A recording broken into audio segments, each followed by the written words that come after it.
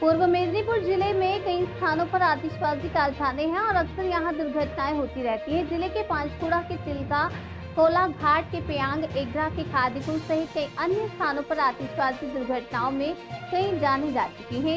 इन दुर्घटनाओं को ध्यान में रखते हुए राज्य सरकार की ओर से पहले ही आतिशबाजी कारीगरों से हरित आतिशबाजी बनाने का आग्रह किया गया था। इसी लक्ष्य को सामने रखकर आज पूर्व मेदिनीपुर के पांचकुड़ा ब्लॉक के पश्चिम चिल्का गांव में सारा बंगाल आतिशबाजी विकास समिति की ओर से एक जागरूकता शिविर का आयोजन किया गया। इस शिविर में सिखाया गया कि दुर्घटनाओं से कैसे बचा जाए, अगर दुर्घटना घटित हो जाए तो आपातकालीन स्थिति में क्या क्या कदम उठाने चाहिए।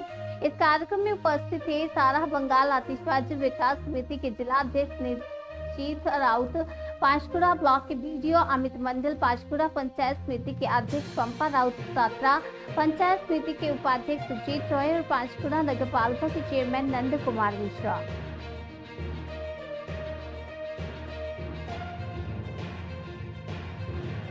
কর্মসূচি হলো সারা বাংলা আতশবাজি উন্নয়ন সমিতির পক্ষে পূর্ব মেদিনীপুরের পশ্চিম চিল্কার একটা অ্যাওয়ারনেস ক্যাম্প, জনসচেতনতা শিবির এমএসএমইর মাধ্যমে সেফটি সিকিউরিটির মাধ্যমে আমরা প্রেজেন্ট করেছি। কি বার্তা দেবে? মানে মূলত বারে দুর্ঘটনা ঘটছে, সেই জায়গায় কি মানে বার্তা দিচ্ছেন? বার্তা এটাই দেওয়া হচ্ছে, মানবিক মুখ্যমন্ত্রী এই প্রথম উনি আমাদেরকে পূর্ব মেদিনীপুরের 170 জনকে ট্রেনিং দিয়ে প্রশিক্ষণ দিয়ে ব্যবসায় নিয়ে এসছে, যাতে এই দুর্ঘটনাগুলো না হয় তার জন্য আমাদেরকে সচেতনতা শিবির জনসমাজকে তুলে ধরতে বলছেন। সবুজ আতশবাজি যাতে তৈরি করা হয়।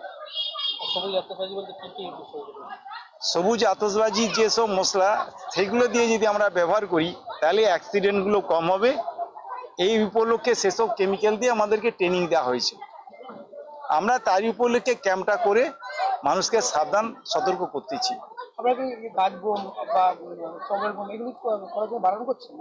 না, গাছ বোম তৈরি করতে বলা আছে। 125 সেমি পর্যন্ত পারমিশন আছে। 2023 সালে 11ই নভেম্বর এটা পাস হচ্ছে হাইকোর্ট থেকে, তার মাধ্যমেই জানিয়ে দেয়, সুপ্রিম কোর্ট থেকে পাস হয় এবং হাইকোর্ট থেকে জানিয়ে দেওয়া হয়, যাতে কিউআর কোড থাকবে, যাতে স্ক্যান করা যাবে যে উনি বৈধ বাজিওয়ালা এবং ওনার কথা বিপদ হলে উনি আমাদের গ্রিন বাজি, তাহলে আপনি চকলেট বোম করতে পারবেন। কিন্তু আপনার বাজিটাই যদি গ্রিন বাজি না হয় সেটা চেনা যাবে কিউআর কোডের মাধ্যমে, স্ক্যানের মাধ্যমে, তাহলে আপনি চকলেট বোম বানাতে পারবেন। যে হারে সাধুয়াপোতা এলাকায় কিছু বছর আগে বাজি বিস্ফোরণের ঘটনা ঘটেছিল, তারপর কি এলাকা থেকে সেই সমস্ত বিষয়গুলো সচেতনতা করা? আমরা তারই পরে সিদ্ধান্ত নিই 2023 সাল থেকেই। একটা সময় এই বাজি শিল্পটাকে শিল্প বলা হতো না, আজকে সেটাকে বাজি শিল্প বলা হচ্ছে এমএসএমইর মাধ্যমে।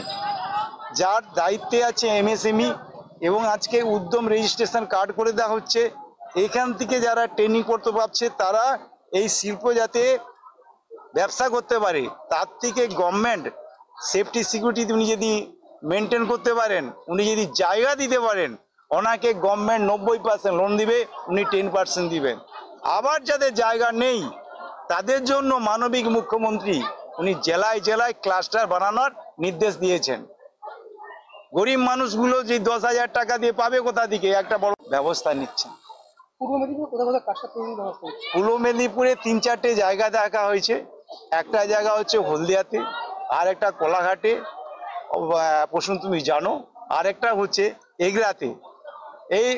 এইরকম 3-4টে যেখানে জায়গা, এগরাতে 54 বিঘা একটা ভালো জায়গা পাওয়া গেছে এবং এতেও তিয়রপাড়া যেটা হচ্ছে আমার হলদিয়া, ওখানেও বড় একটা জায়গা পেয়ে গেছে, মহিষাতলে গেছে। এরকম ভাবনা চিন্তা চলছে। কোলাঘাটেও একটা বড় জায়গা পাওয়া গেছে, ভাবনা চিন্তা চলছে।